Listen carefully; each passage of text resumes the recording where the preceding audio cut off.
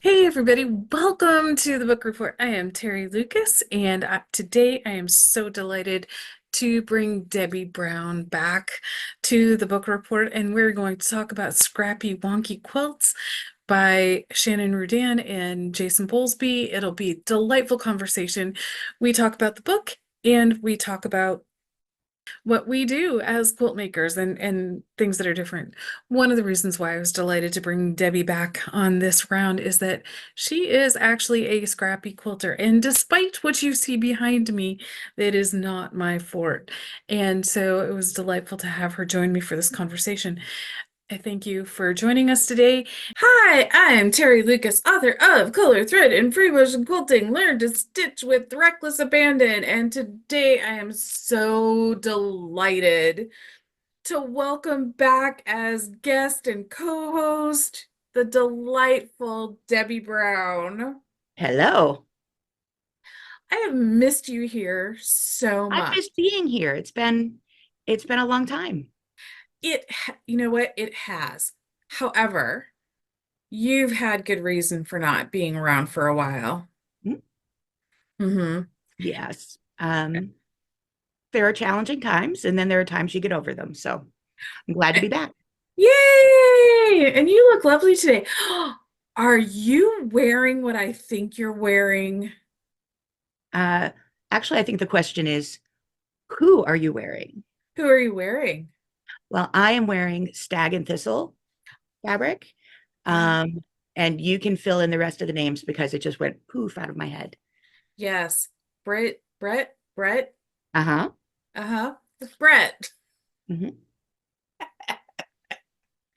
Actually, as a complete aside, I was talking with the relatively new, and she's been there for a while, uh, sales rep for New York. And it was such a delightful conversation. It really was. Northcott has some really amazing lines coming out, and Banyan has a new creative director. So, a new creative director, a line goes in a new direction. So it's fascinating to see. It's actually fascinating to see how the quilt industry has changed, how the book industry is changing, how we get to interact with it or not, as the case may be. And I love, like, even with C&T, I kind of love the direction that they're going in. It's a little bit more crafty.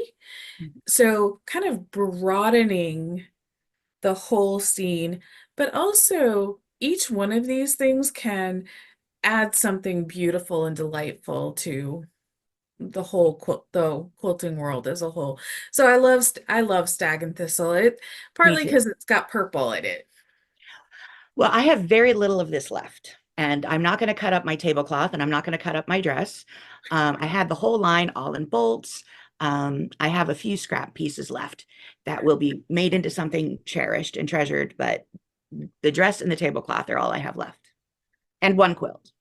That that is incredible. I remember sitting with you at that line, and you're like, "Yep, I want the whole thing." Needed the whole thing.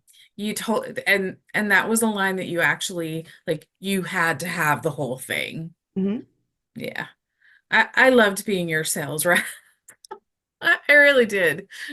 In part because, like, I got to stay at your house until you decided to let a tree fall Into your bedroom, into my bed, right over my your bed. bed. Mhm. And it wasn't just a little tree. It was a tree. It was a tree. It Like, I was. think it was bigger around, like, I don't I think my can't hug arms it. would have fit around it. Mhm. No. Mm. No, but No. the house is almost better. Yay, we like almost, wait, almost? Well, it's almost finished. Okay. We ran into the pandemic and wood supply shortages, and then it's been trouble getting contractors. So it should be finished by the end of this summer. Oh, I, hey, I well, think we found a hey, good we time. finished. It's only been 5 years. I'm in a hurry. Yeah. But going back to what you said about C&T changing their direction to more crafty, um, I think the pandemic changed more than lumber availability and contractor availability. Um, I think it changed people's attitude toward making. Uh, Oh, do I tell. received so many calls from friends and relatives asking me, what sewing machine should I buy? I think a lot of people were picking up an old craft or starting a new one just because they felt the need, they felt the pull. And I think we all have a pull to make something, regardless of what it is. But I think through that very um, quiet yet noisy time, because it was Right. noisy and difficult in the head with all the changes. But it was very quiet because our options were very limited. People just felt the compulsion to make.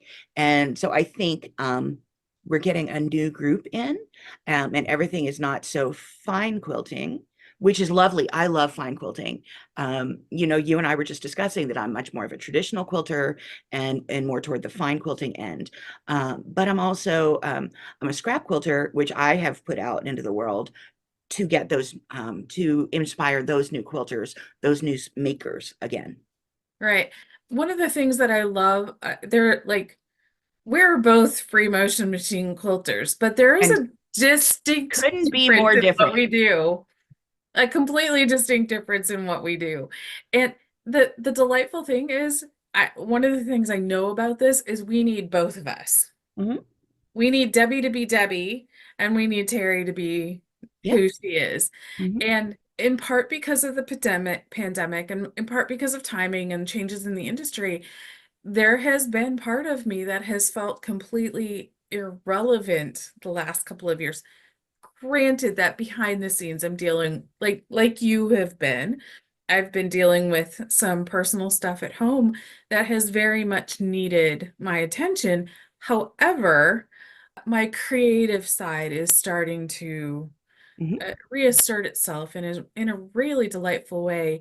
And I drafted a quilt a couple of weeks ago, and now I'm looking over at my stash and I'm thinking I may be heading in a different direction with the quilt. Like I might just set that draft aside and go with a different color. And I'm a little surprised. I'm sure you're not. Um, Now, one of the distinct differences between the two of us is you're very much a piecer and And a I girl. am not. Which like I can piece and I actually piece fairly well, but you are prolific I am. in terms of piecing. I am. You I get them done. But I wouldn't consider myself a fine piecer. I could be. I could be, right. but I'm a good enough piecer. Oh, that's good enough. Most of the quilts I make are meant to be given away. No one is judging my corners.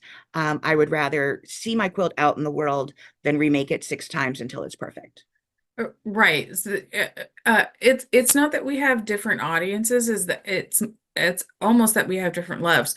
And if I remember correctly, was it last summer I posted on Instagram you speeding piecing and my going, Yes.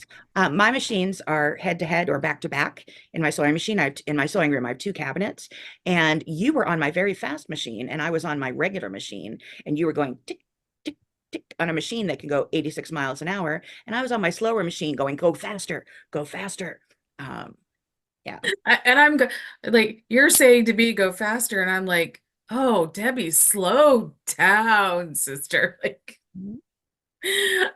I really love these different, I love that there is room in the quilting world for you to speed and for me to like just really slow down and kind of ease into things. Speaking of, we're here today to talk about a book, right? Yes. Mhm.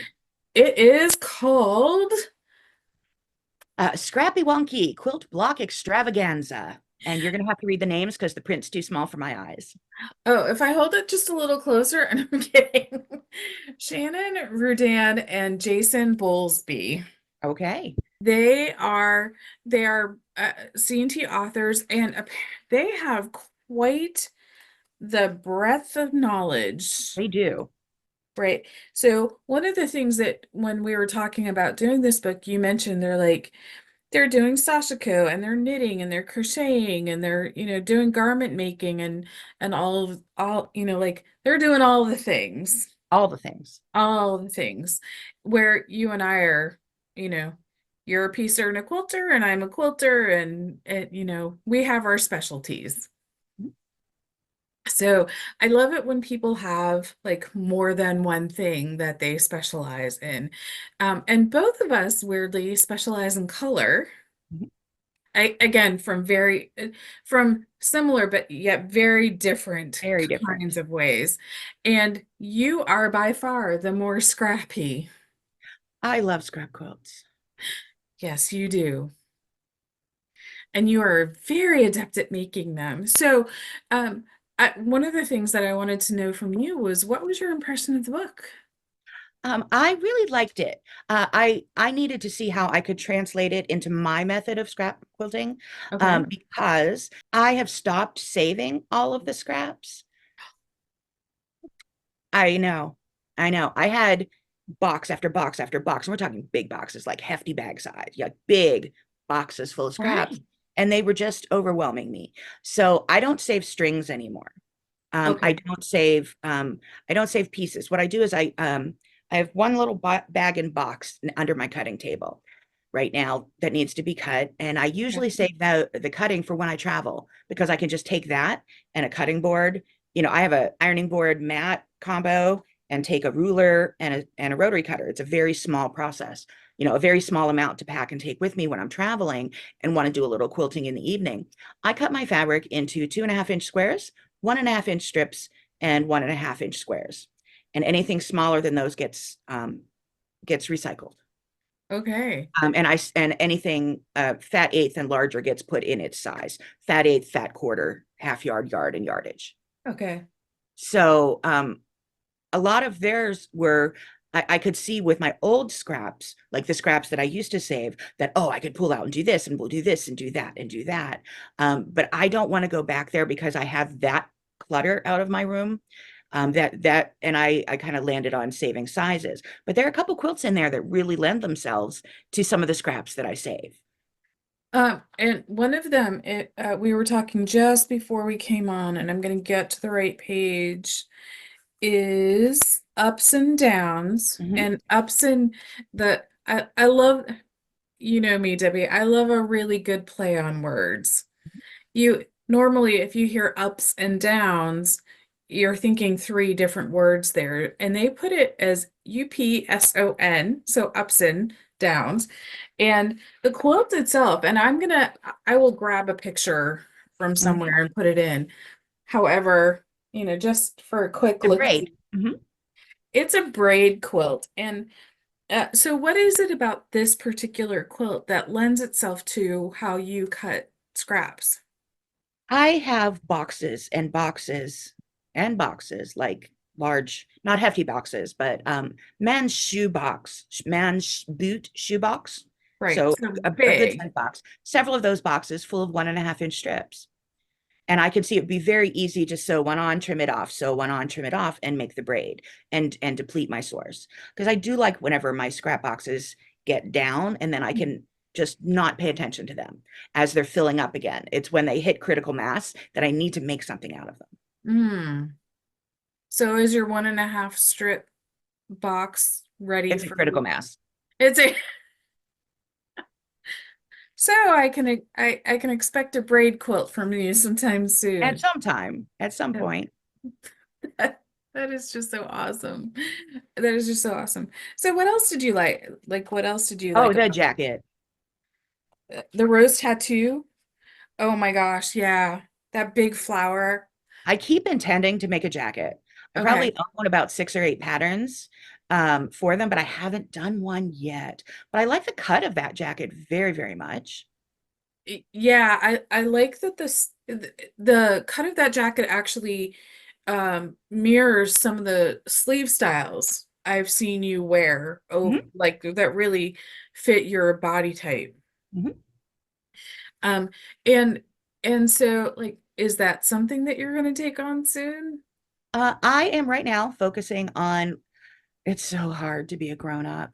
I know, right? I've been away from work for quite an extended period of time for health reasons, and I want to get back to creating in my lane. I want to get back to the content that I'm making and things like that. So it's really hard. I have to almost quilt with blinders on. And then my Right. friend Teri says, Here, read this book. And I'm like, more things to make. Um, so I have a few things to complete still, and then they're definitely high on the list. Awesome sauce. There were a couple of, I'm more about the blocks because they do 12 individual blocks and I love a good plan word. So I really liked how they changed some of the names of the blocks. Like um they call they call courthouse steps, which is, we've used it that way for years, stepping up.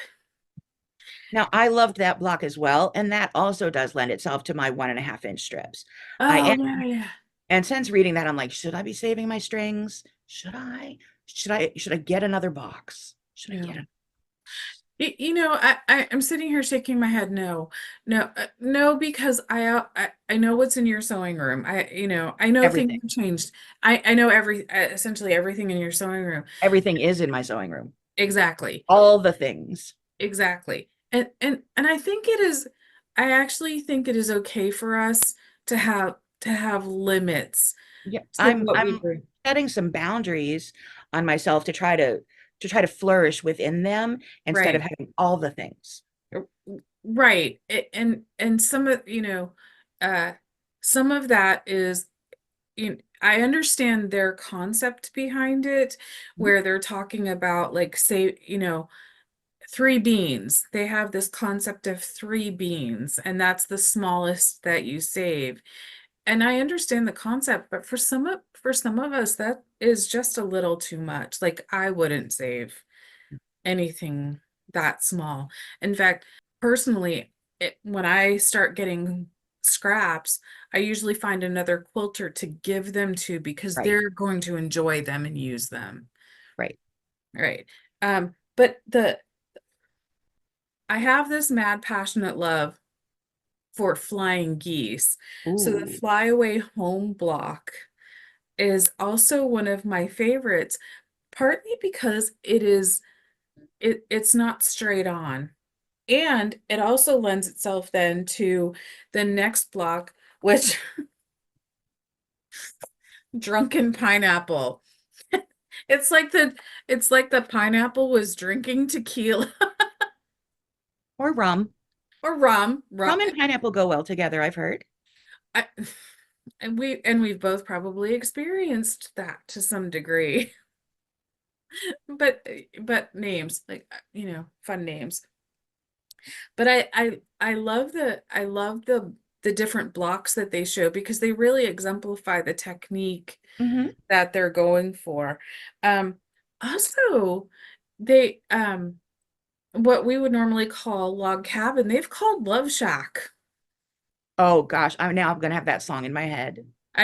Well, I it's actually part of the reason why I said it, because one of the things that we haven't done this for a while, but for a period of time, you and I were sending each other earworms. And you just did, so thank you very much. Here. And revenge is a dish best served cold when Uh, you least expect it's it. it is actually getting very chilly in here. Great. Just great. So when you're cutting up your scraps, are you sorting them by color? You're just cutting them up, putting them in the box and What I need to do is get them cut. I need to get them processed. And okay. if I add extra steps into that, that Hmm. stops me from starting. Right. I cut them and put them in box in a and just I just filled up another big box of squares of two Okay. and a half inch squares. And whenever I'm pooling for a project, I do have several boxes that these are my reds, these are my pinks, these are my oranges.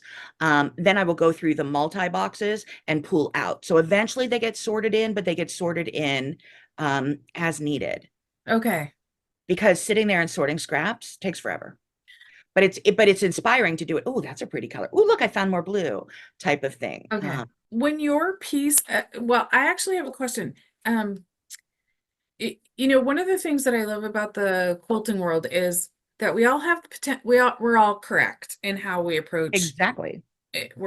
Um, and, um, so you actually taught me something about th piecing thread that for me was really life-changing. Um, so what thread are you using to piece with? I usually use what I have in my drawer, but I Okay. prefer the thinner threads. So right now I am piecing with Aurifil 50 weight on top. Okay. I'm piecing with Wonderfil Deco Bobbin 80 weight in the bobbin. Oh, So wow. I know a lot of people are Aurifil piecers. Like I'm piecing with the orange cone Aurifil, the orange spool, and that's lovely. But I'm looking at my machine right now. That's what I have on there, and they're the same color on top and bobbin, but I have a tan cotton 50 weight on the top, and I have a tan polyester 80 weight on the bobbin. Okay. I used to piece with the rest of my long arm bobbins, but that thread was usually a 40 weight.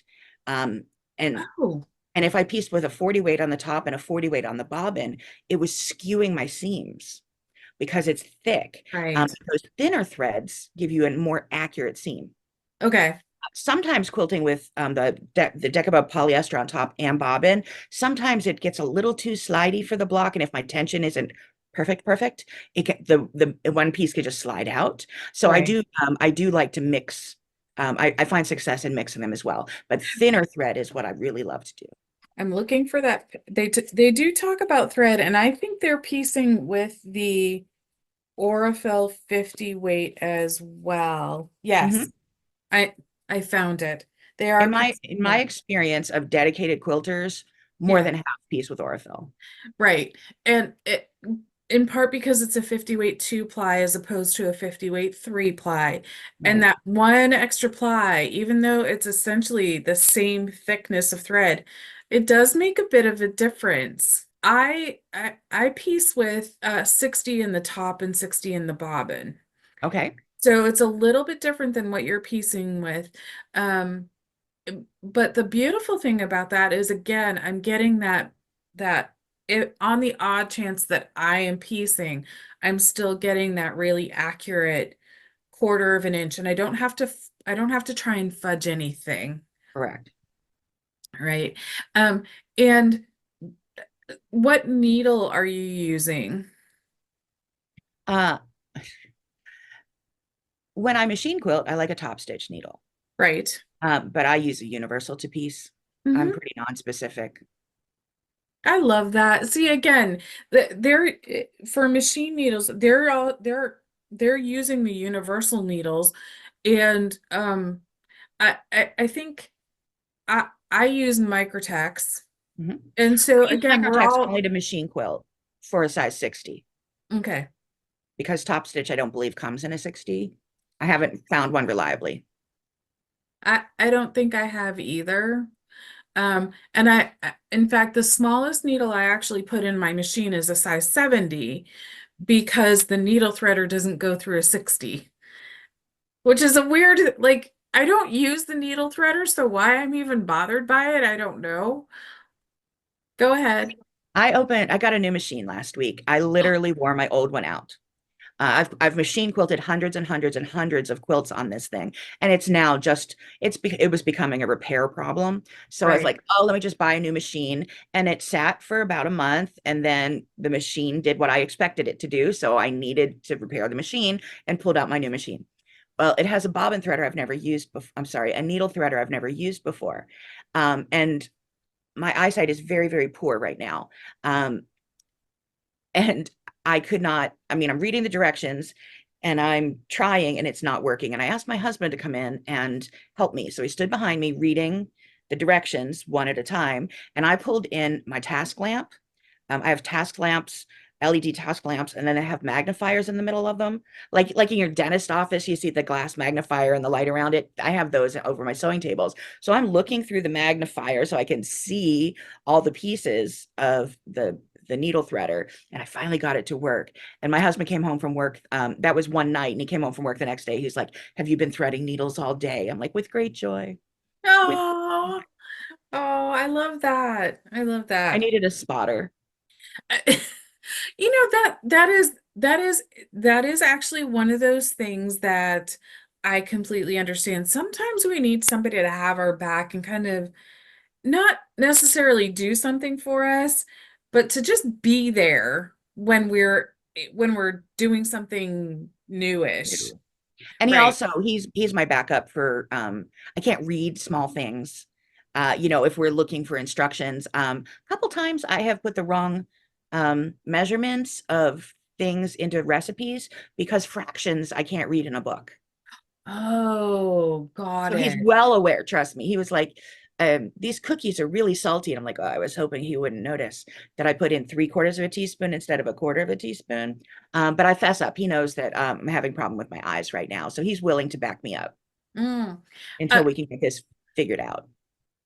question for you.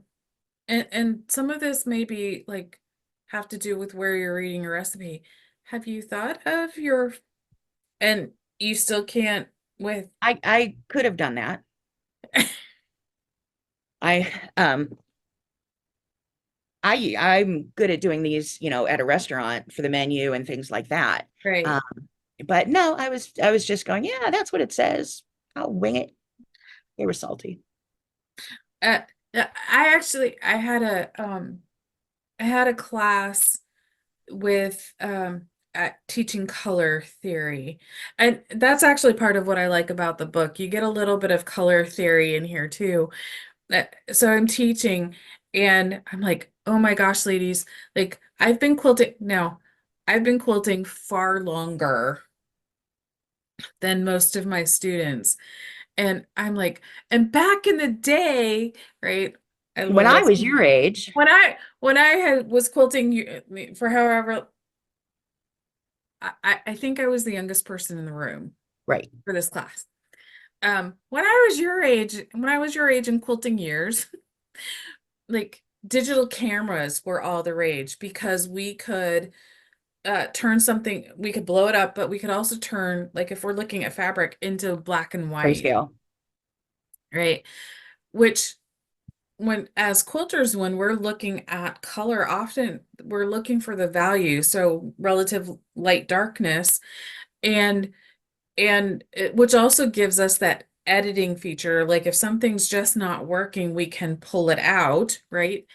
Even in a scrappy quilt, something might not work so well, right? And so we can actually learn how to, by checking the color value that way. The other thing that I was having them do, and I think when I was looking through their tools, no, they don't have this, but this is something that I would definitely add for scrap quilters is on the 3-in-1 color tool, those red and green filters, the ruby and the green filters, because it helps you to see if something is standing out in a way that you're not liking. Mhm. And it gives you that view of what might not be working. And not for nothing, I think that's important, right? As you're looking at stuff. I don't edit as much as people might think. I do a lot of Really? happens. Oh yeah. I'm willing to put colors together. In the quilt behind me, those are just a bunch of scraps in 2.5-inch squares sewn together. And if you're looking at that at the quilt over my shoulder, you may say, "Oh, that one green block in there didn't really go." And I'm like, "Yeah, it went well enough." But I'm making another quilt right now. I save my binding triangles. So Okay. when I bind and I'm a prolific quilter, so I have every time I trim my binding triangles as I'm piecing them, just throw them into a bag. So now I'm pulling out my darkest, darkest, darkest ones. Black, dark brown, navy blue, dark green. I think there's Mm-hmm. even a really dark purple in there. But a couple of them I'm looking like, oh, that's black. And I'm looking at it, I'm like, it's not in the scale. It's not in the right range of color. Like Okay. gray reads white against that.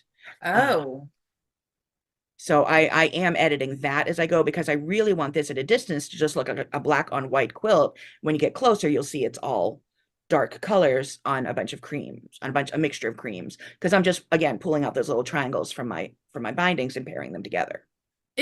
with those triangles, would you be able to do that pineapple block? Maybe. Because I'm thinking like that would, even if they're not very big, you could still, or the flying geese block. They're calling the flyaway home. Yeah, Mhm. because I'm thinking, like I'm kind of seeing that in my head. Yeah, 'Cause, mine are 2.5 inch square, 2.5 inch half square is what oh they are. yeah, yeah, I think you could pull it off Hmm. for both of those things. Um, One of the things that they talk about too is, and this is a tool that I don't know if you have. I know I've been think I've been thinking about getting this tool for years, and that's bent tip tweezers. I have them. Do you? Because I'm thinking like reaching it if something's caught in the bobbin area, just to be able to pull I do that stuff. just to pull lint out.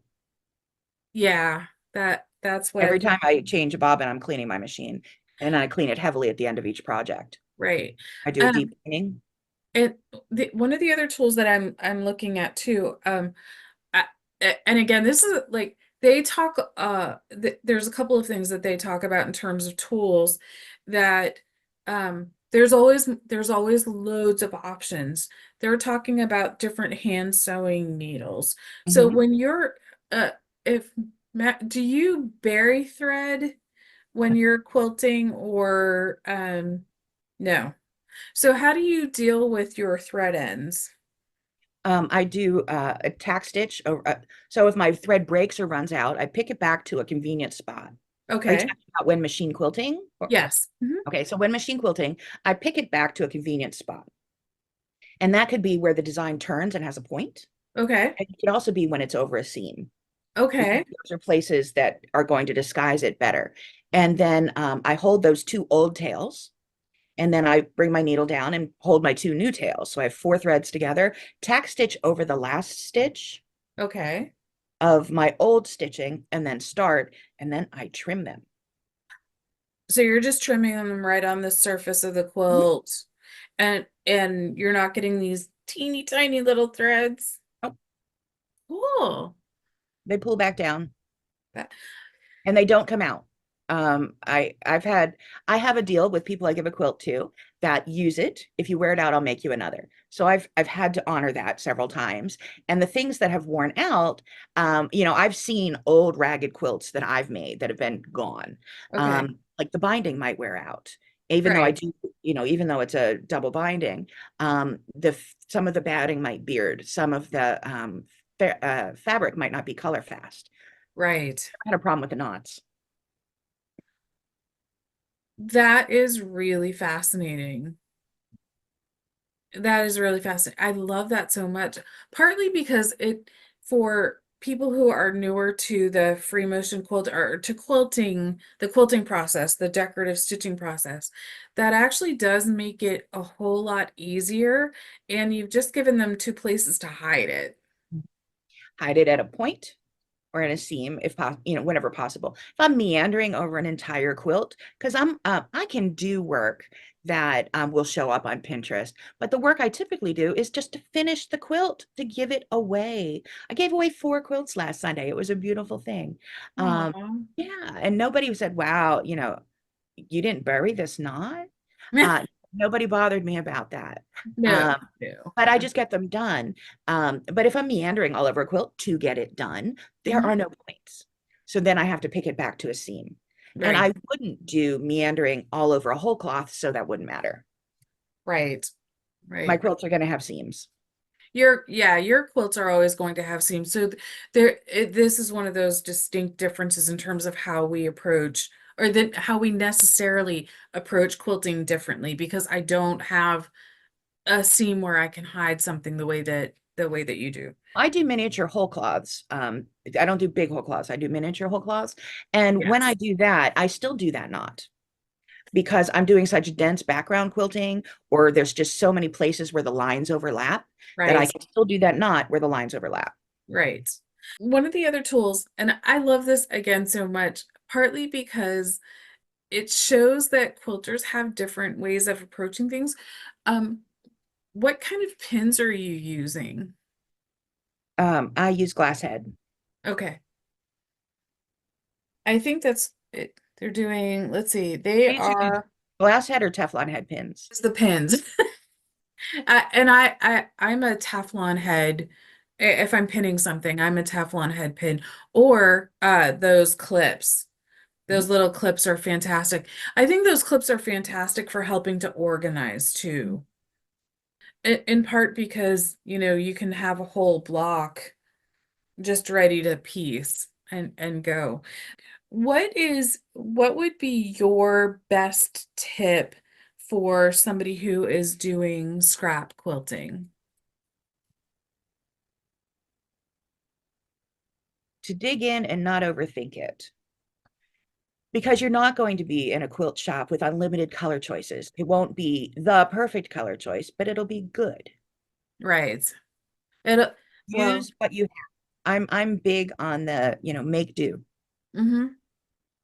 Yeah, yes, you definitely are big on making do with that.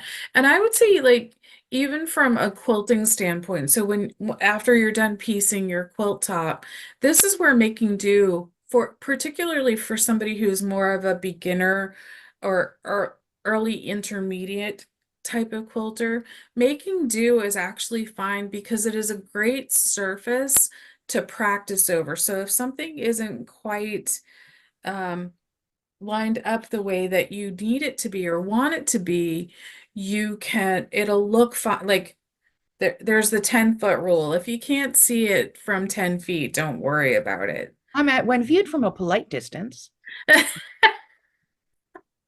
I like that. Polite. How far is polite for you? If you're this close to my quilt, that's not polite. That means that you're going to be judging my quilt. I love that so much. No, I'm actually, before we got on here, we were talking about this, and I think this is probably the scrappiest quilt I have ever made. There's intention behind it, but we are technically at polite distance, so you can't even see the quilting, and there's significant quilting on this. In part because I made this at a point where I was really starting that journey of learning how to free motion machine quilt.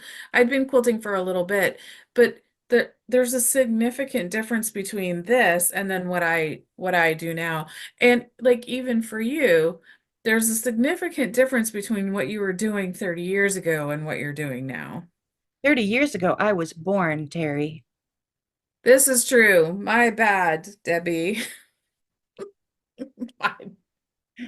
No, 30 years ago, I was quilting and everything was very matchy-matchy. Your thread, every triangle had to be quilted in a different color to match if you were willing to acknowledge that you machine quilted at all. That's right, because Carol Breyer Fowler Gentry had just like a few years before that had just won Best of Show. So we were still like in that, oh, it's machine quilted. It had to be hand quilted. It had, oddly enough, and I like that they brought this into this. They have a number of thimbles in here. And did you go on a thimble journey to find just the right thimble? Oh, I was a prolific hand quilter for many years as well. For a thimble, I like the leather one. It's Okay. just a strip of leather folded in half and sewn together. And I also like the polka dots Oh, from yes. Jill Finley Yeah. from Jill Lilly Designs. Yes, yes, yes. I I ended up settling on, well, not settling. I ended up coming to I started with a leather thimble, but I would quilt. I bet you'd be surprised by this. I quilted so densely. Oh, I also had a brass top thimble that I used a lot for hand quilting Yeah, I that was one that was kind of life changing for me. with the rim around it. Yeah. Yes. So it didn't deflect off. And like, that's important. And then Lucian Newman, she had those ones where needle went here, so you adjusted. I loved those. I really wanted to buy one of her metal ones.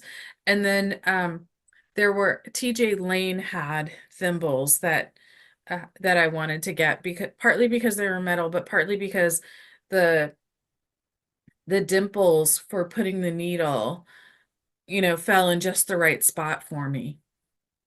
So, and I love that they show several different, including that brass top one with the flat surface, because we have to find what works for us. And I'm sure both of us over the years tried so many things until we got to one like, oh, this is the right Definitely. one.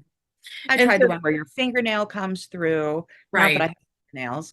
I've either. right. I've tried all the thimbles, but I landed because I haven't hand quilted 20 years.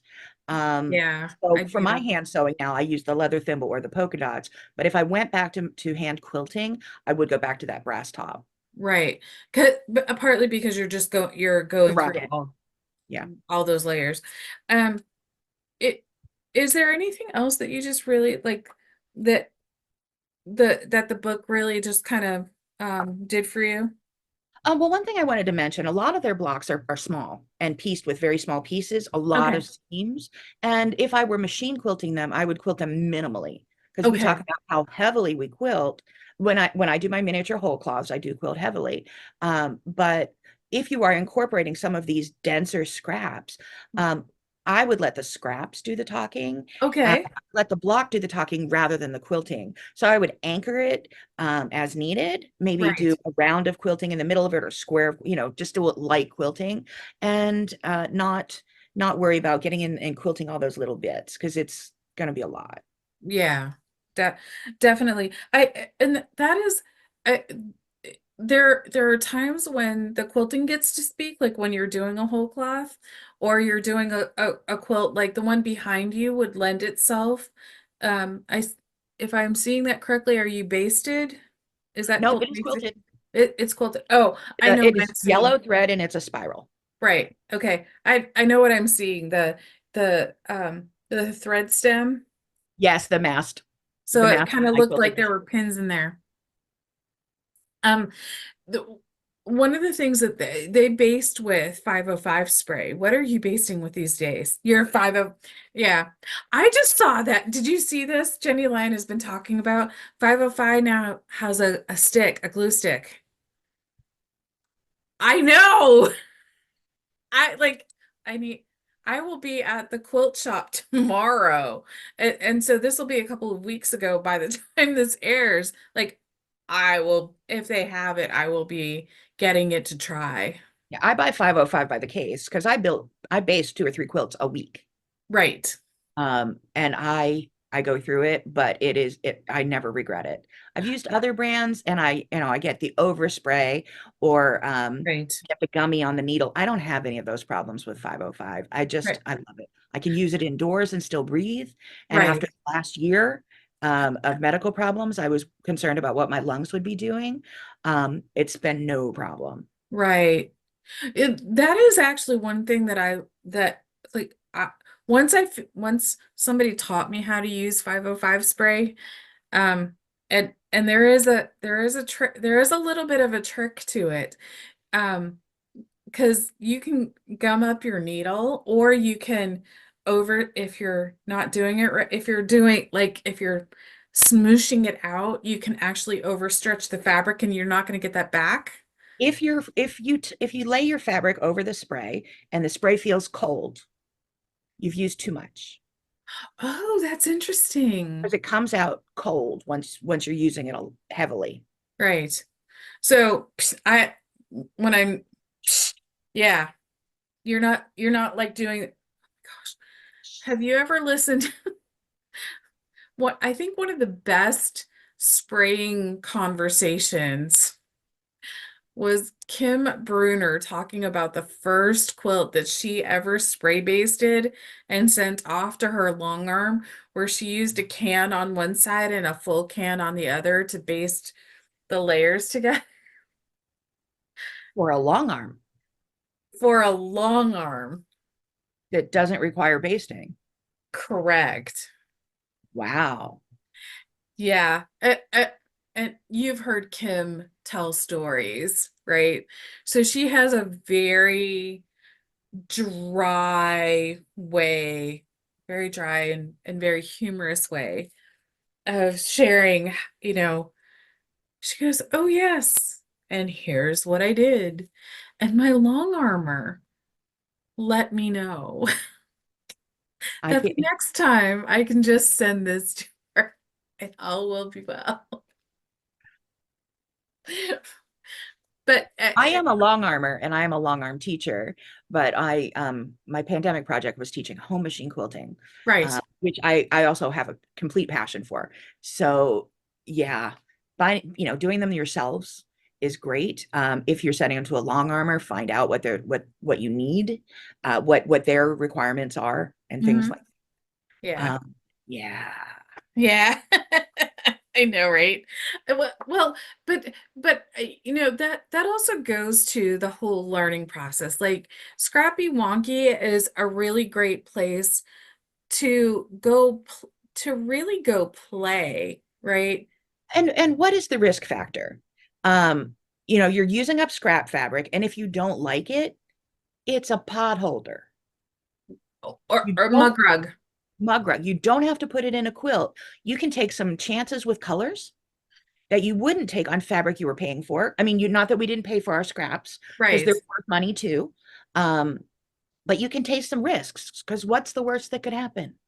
You have a block that's not your favorite, or you could learn something from it and it could surprise you. You're like, ooh, purple and orange do go together. I know. Like you know me. Anyway, um it, one other thing, and I think this is like eh, this is one of those places where you and I where you and I have slightly different takes on how to approach this. Now, what they talk about pressing, and I think pressing and ironing are important tasks, particularly when you're doing something, when you're approaching some of the blocks that they're doing where there's tiny seams and you need to make sure that you're not creating bulk in awkward places, right? Because then your machine needle won't actually, it may not go through. Or it may go through slower and skip a stitch. Right, exactly. And which is it's not something that you want and for a number of reasons. So, when you're pressing, what's your approach? Surface of the sun, high steam. Oh, shocking. Now, now for those of you who are joining us who don't necessarily know Debbie and I, we have some very different approaches to quilting. Debbie is surface of the sun, high steam. I am no steam and medium heat, like on the high end of medium. I can't even. I can't. I know, but also You don't piece. earlier I pieced very slowly, and but it's also both of us kind of subscribe to the your quilt your rules. Um, So, like, try different things and see what works for you. Most quilters tend to do the surface of the sun high steam approach. I think I am unusual in the quilting industry in terms of how I approach I pressing. actually stepped up my pressing game. You did? I was at a quilt retreat last December and they had Laura Star and Rowenta steam reservoir irons. Okay. So I fell in love. I came home and bought one. But before I bought one, I tried my iron that I had been perfectly happy with because it was high heat and Right. steam. And I'm like, is this thing on?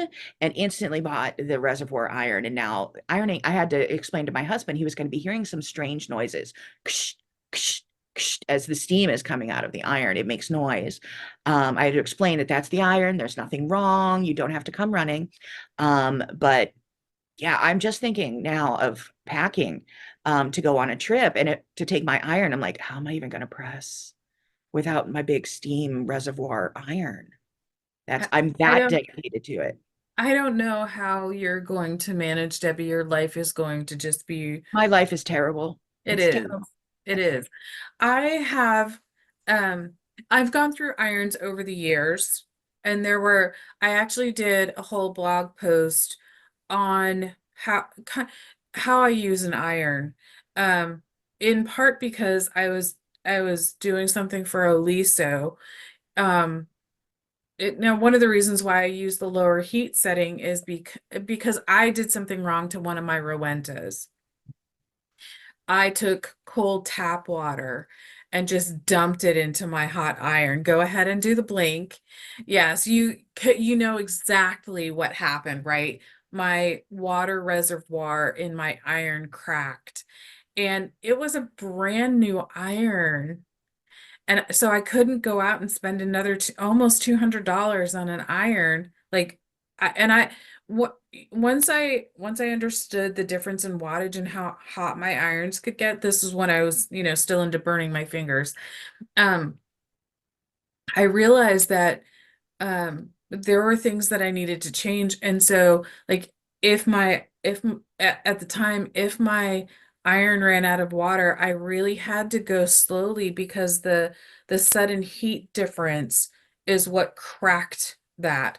And so I think this is around the time when you gave me that bottle of spray that you used with the distilled water and the vodka and whatever, if you wanted to put some kind of fragrance in it, like essential oil.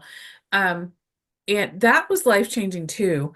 And now I use this craft spray from Magic that I just absolutely adore. Oh, I've been hearing great things about that. Oh my gosh, Debbie.